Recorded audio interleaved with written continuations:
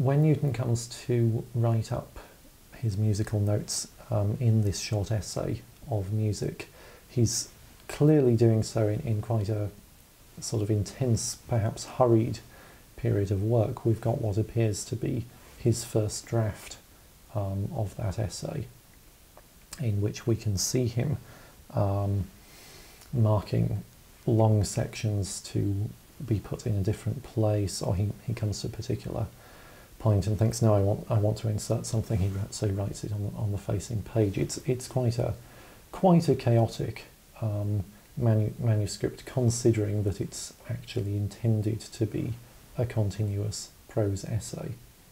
We do have one or perhaps two other copies of Newton's essay on music that were made by other people, which reflect the fact that this material was, though it was a bit messy, it was perfectly capable of being put in order and made into a fair copy. We have one copy that seems to have been made by the mathematician Brooke Taylor, probably shortly after Newton's death. That's now to be found in Christ Church, Oxford, having got there by a circuitous route.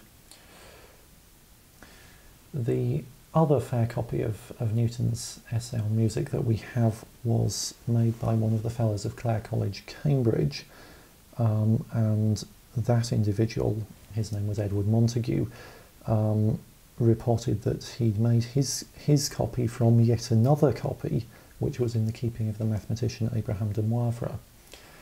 So all of this produces quite an interesting sense that this essay was circulating, that it was known to some mathematicians who were interested in Newton's unpublished writings in the 1730s.